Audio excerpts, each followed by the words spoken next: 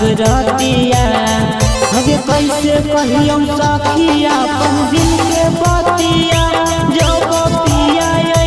से जब सुहाग रतिया हगे घूंघटा हटेल कई है बकलोल नतिया हगे घूंघटा हटेल कई है बकलोल नतिया चुम्मा लेबे में सखी तोड़ा हटल कई नतिया आगे घूंघटा हटेल कई है बकलोल नतिया चुम्मा लेबे में तोड़ा हटल कई नतिया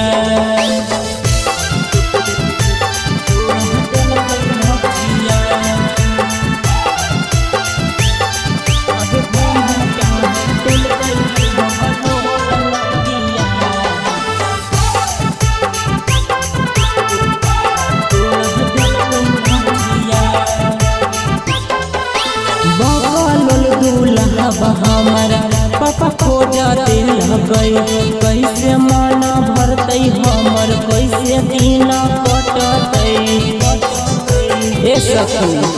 बकलोल दूल्हा हमारा पापा खोजा दिल गई कैसे मन भरते हमर कैसे दिन कटते थोड़ा में सहटा के काटल कई दतिया अरे थोर में थोर सहटा के काटल कई दतिया चुम्मा लेबे में सखी तोड़ा जल कई नतिया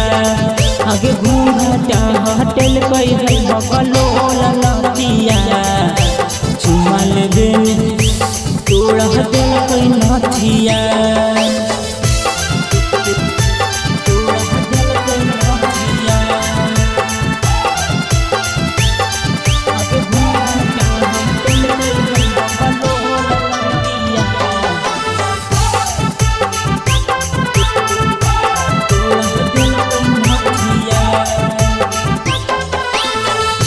बढ़िया हलै नहीं हर के यार गे